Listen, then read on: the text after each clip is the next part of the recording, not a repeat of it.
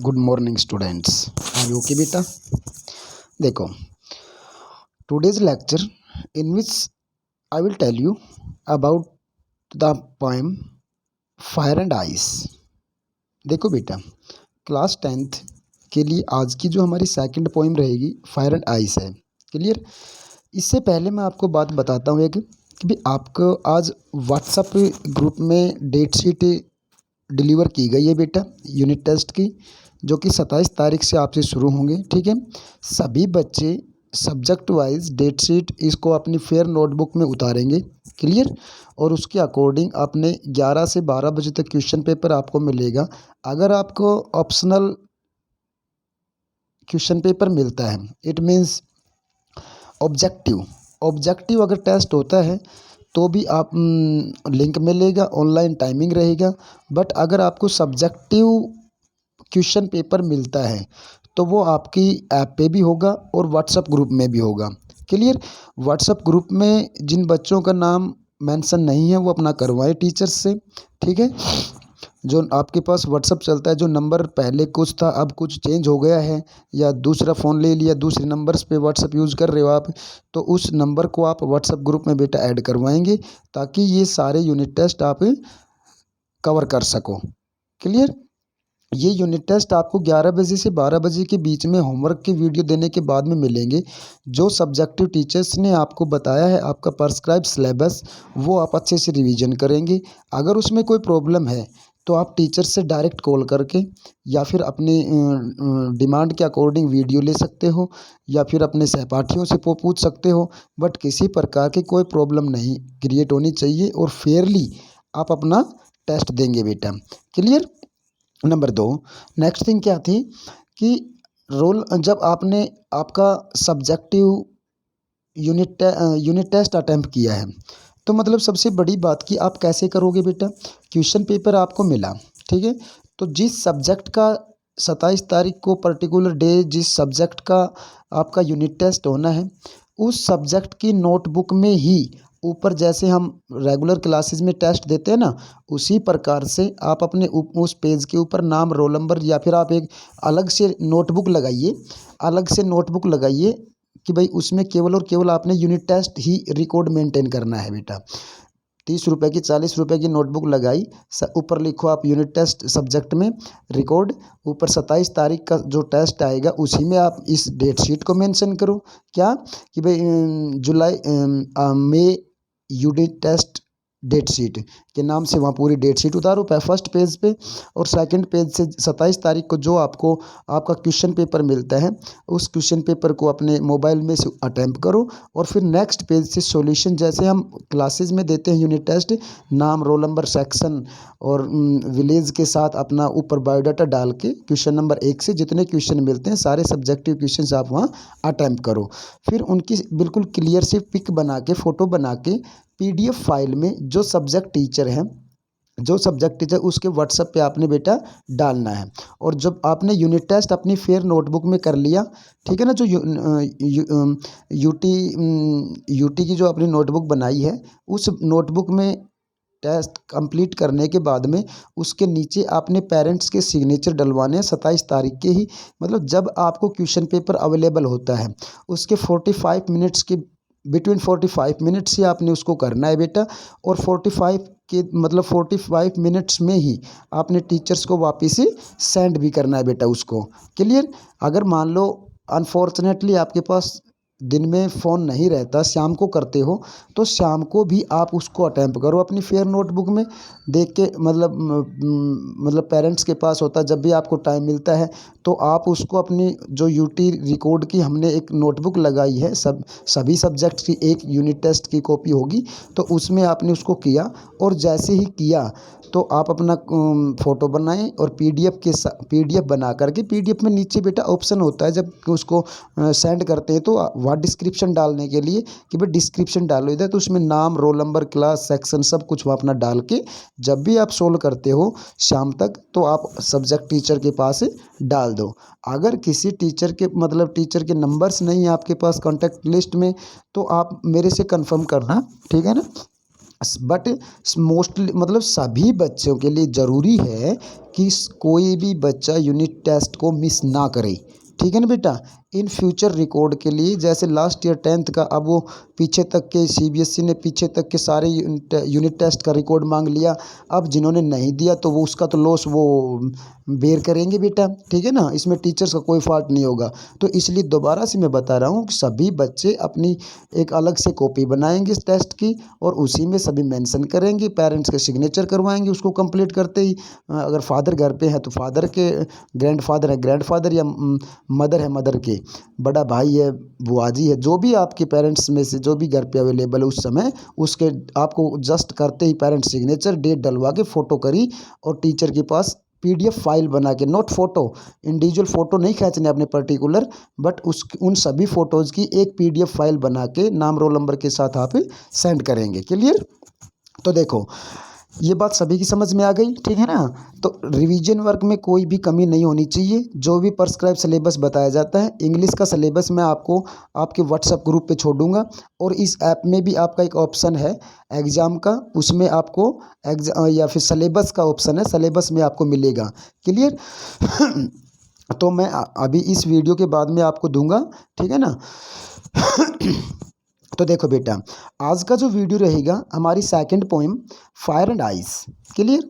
Fire and ice में Robert Lee Frost की first भी और सेकंड भी फर्स्ट लेसन की है। तो ये भी हाई सिंबॉलिकल पोएम्स। ठीक है ना। इसमें एक क्वेश्चन आएगा राइमिंग स्कीम और रिदम वर्ड्स। उस क्वेश्चन को आप नहीं करेंगे क्योंकि वो तो बोर्ड पे समझाने का होता है, वो केवल 2 मिनट का, 2 या 3 मिनट का होगा बेटा वीडियो। तो उसमें मैं जब रेगुलर क्लासेज होंगी उस वक्त वो क्वेश्चन समझाऊंगा आपको। क्लियर। अभी उसको छोड़ के जितने भी क्वेश्चंस आपको बनते हैं वही करना है। क्लियर। तो देखो आज की जो fire and ice, fire means आग, आइस मीन्स बर्फ। ठीक है ना।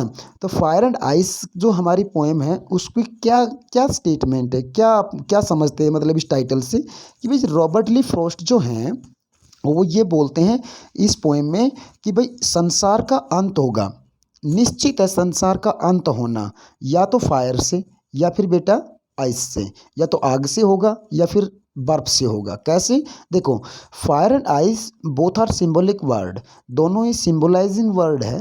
क्या भाई फायर क्या होती है, आग लगाई और पता नहीं एकदम जल्दी से कितनी दूर फैल जाती है, या फिर आइस, आइस कैसे डिस्ट्रॉय करता है, धीरे धीरे जैसे वो पिघलेगी किस प्रकार से, उसकी मेल्टिंग पावर क्या होती है, बहुत स्लो प्रोसेसिंग होता है। तो कहता है धीरे धीरे संसार का अंत होगा। और फायर को किया हेटेड भावना से।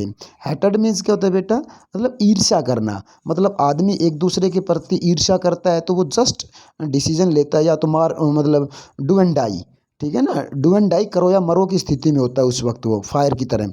और आइस, आइस में जो होता है, आइस को या सिंबलाइज किया डिजायर से, इच्छा से, कि भी आदमी अपनी इच्छा को पूरा करने के लिए देखो धीरे धीरे धीरे धीरे कहाँ से कहाँ तक। हमने मैडम राइट द बस में पढ़ा था कि भाई वैली ने एक छोटी सी इच्छा पैदा हुई थी उसके मन में और कितनी बड़ी वो इच्छा बन गई थी, ओवरवेलमिंग पावर डिजायर बन गई थी। तो उसी प्रकार से आइस जो है वो डिजायर से सिंबलाइज किया है। क्लियर। तो देखो इसमें आप जब पोएम के केवल 2 ही स्टेंजा हैं, जब उसको पढ़ोगे तो पहले वीडियो को देखेंगे समरी की, फिर उसको पढ़ेंगे तो बेटा बहुत इंपॉर्टेंट पोएम्स हैं ये। तो आपको ज़रूर को समझ में आ जाएगी। क्लियर। तो देखो शुरू करते हैं। आर यू रेडी बेटा? Okay let's start. देखो fire and ice is a short poem by Robert Lee Frost. कहते हैं रॉबर्ट ली फ्रॉस्ट की छोटी सी पोएम है। इन दिस पोएम, इस कविता में the poet refers to two predictions of how the world will end. कि भाई 2 घोषणाएं करता है। प्रिडिक्शन क्या होता है बेटा, बताना या घोषणा करना। कि भाई 2 घोषणाएं करता है, रेफर करता है कि भाई how the world will end, कि संसार का अंत कैसे होगा। सम से, कुछ लोग बोलते हैं it will end in the fire. कि भाई कुछ लोग तो बोलते हैं कि संसार का अंत आग से होगा। वेरस, जबकि अदर्स से it will end in ice. जबकि दूसरे लोग जो हैं वो ये बोलते हैं कि भाई संसार का अंत बर्फ से होगा। अकॉर्डिंग टू द पोइट, कहता है रॉबर्ट ली फ्रॉस्ट के according, fire stand for desire. कहता है fire desire, greed and avarice and lust. देखो सॉरी मैंने वो उल्टा बोल दिया शुरू में। कहता फायर जो है ना वो स्टैंड करता है डिजायर इच्छा, ग्रीड लालच, and avarice and lust. Lust means क्या होता है बेटा? लस्ट होता है मतलब मैं बोलूँ तो इच्छा, जो डिजायर है ना उसी को लस्ट, लालसा, लस्ट को बोलते हैं लालसा। The more you try to satisfy them, और कहता है इससे ज़्यादा you try to satisfy them, आप उनको शांत सेटिस्फाई करने की कोशिश करते हो, द मोर दे ग्रो। और जैसे जैसे हमारी जो इंटेंशन या मतलब डिज़ायर जो होती है उसको हम सेटिस्फाई करने की कोशिश करते हैं, तो वो जो हमारी लस्ट जो है ना, डिज़ायर जो ग्रीडनेस जो हमारा है वो और ज़्यादा बढ़ जाता है। There is no end to it. और कहता है उस लालच का या उस लालसा का कोई अंत नहीं होता। क्लियर? समझ में आया? ये फर्स्ट स्टेंजा की ट्रांसलेशन था बेटा। अब देखो सेकंड स्टेंजा में क्या बताया कि भाई this spread rapidly like fire. कहता है ये जो हमारी इच्छा है ना, ये फैलती है, बढ़ती है फायर की तरह। And engulf your whole life, और कहता है आपकी ज़िंदगी को तबाह कर देती है पूरी को, उसको पूरा करने में। वन बिकम सेल्फिश, कहता है एक आदमी जो लालची होता है वो सेल्फिश हो जाता है। एंड समटाइम्स क्रूअल आल्सो, और कभी कभी तो निर्दयी भी, मतलब बताया था ना मैंने ऑलरेडी।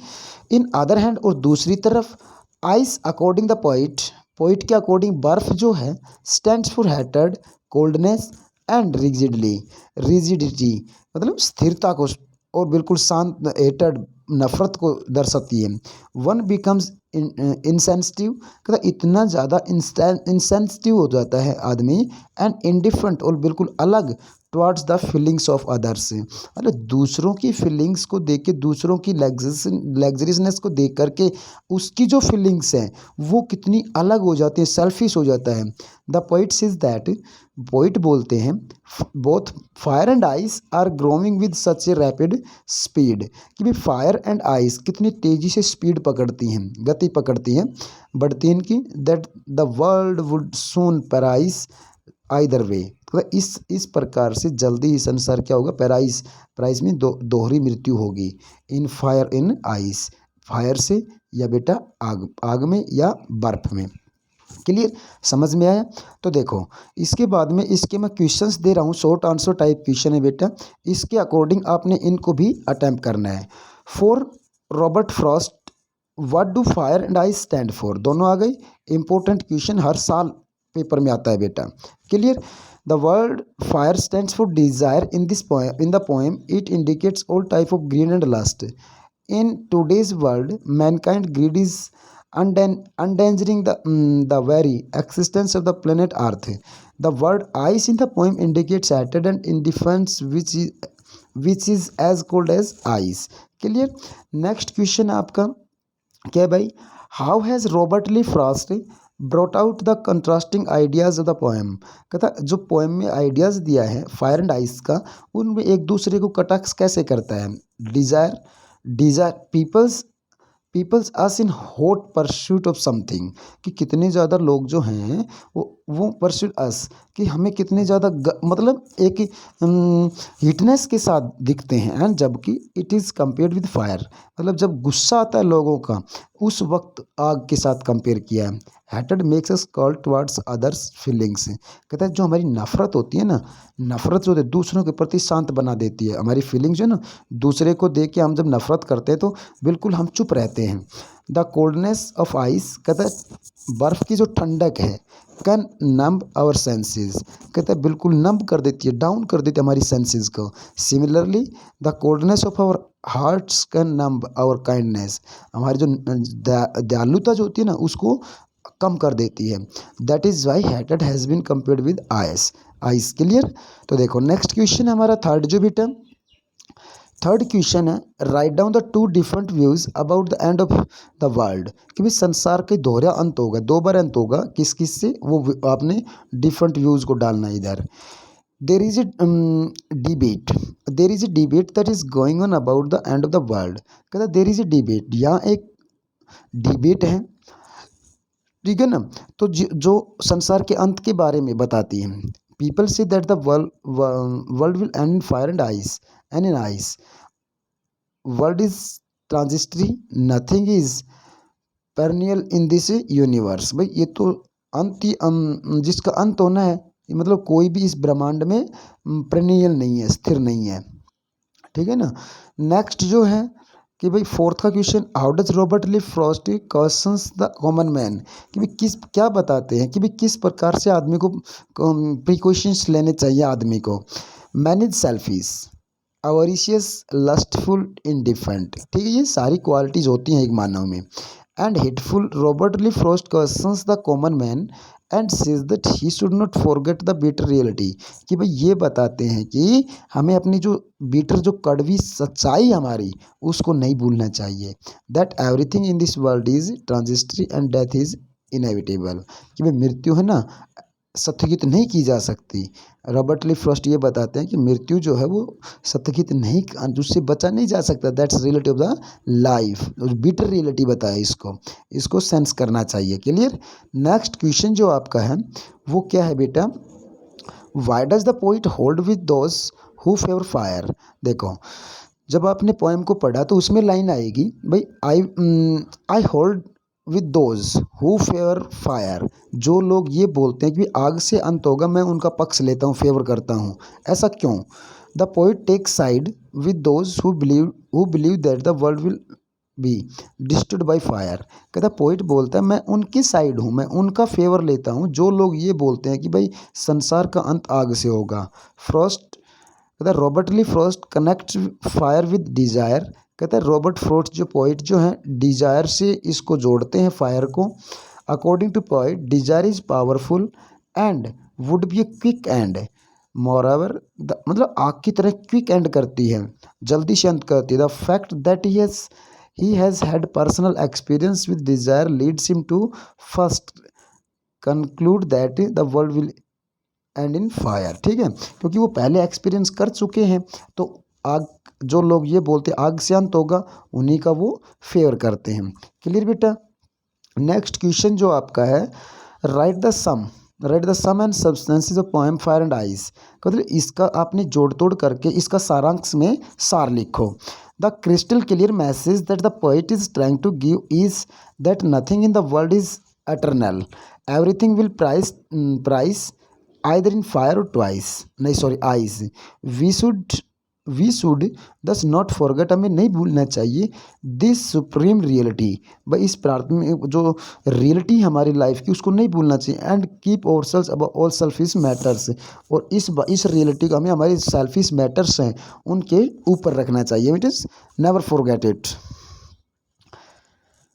नेक्स्ट क्वेश्चन जो आपका है, briefly right about the ideas about the ideas about how the world will and. कहता है ब्रीफली संक्षिप्त में लिखो आप उन विचारों को जो ये बताते संसार का अंत कैसे होगा। The world will and is direct result of the either fire और आइस, ठीक है, ये हमने करवा दिया बेटा। तो इस मतलब ये ब्रीफली आपका समराइज किया है, तो इसको आपने अपना इसको भी अटैम्प्ट करना है। क्लियर, ये सारी बातें मैंने बता दी हैं, ठीक है ना, ऊपर वर्डिंग सारी समझा रखी हैं। क्लियर बेटा।